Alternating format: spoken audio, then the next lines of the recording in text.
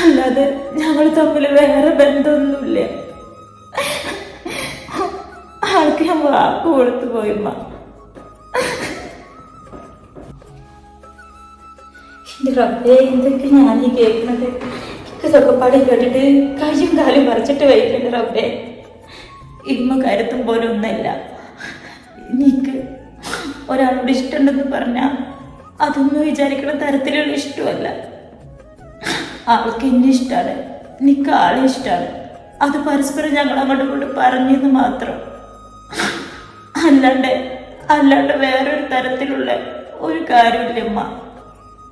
ആരറിയാ? ആരാ ആള്? അജുക്ക. അമ്മാന്റെ അത് നടക്കൂല അറിയാ. അത് നടക്കൂല എന്ന് പറഞ്ഞാൽ നടക്കൂല.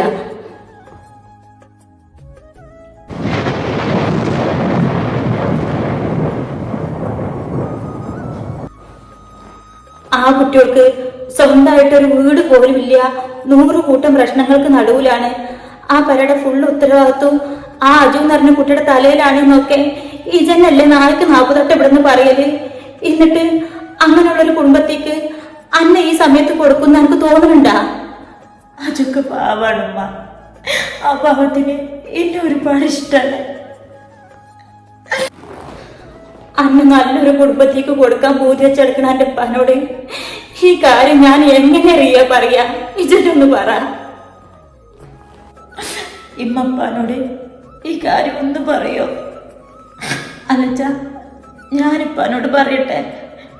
അജുക്ക നല്ല ആളമ്മ, പാവാണ്. അതുകൊണ്ട് മാത്രം ആയില്ലറിയ മോളെ.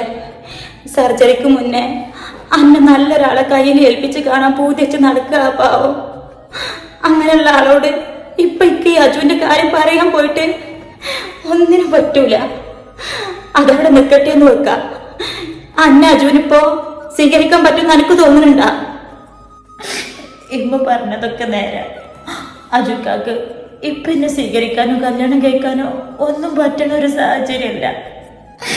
പക്ഷെ എന്റെ പഠിപ്പൊക്കെ കഴിഞ്ഞ് എനിക്കൊരു ജോലിയാവും വരെ അപ്പോ തന്നെ അജുക്കാന്റെ കാര്യങ്ങളൊക്കെ തീരുമ്മ. അജുക്കാന്റെ പ്രശ്നങ്ങളൊക്കെ തീർന്ന് ആ പാവത്തിന് നല്ലൊരു ജോലി കാര്യങ്ങളൊക്കെ ആവും. അപ്പൊ നിങ്ങൾക്ക് നടത്തി തന്നാ മതിമ്മ. അതുവരെ ഞാൻ പഠിച്ചോളാം. ഞാൻ ആ പാവത്തിന് വാക്ക് കൊടുത്തു പോയിമ്മ.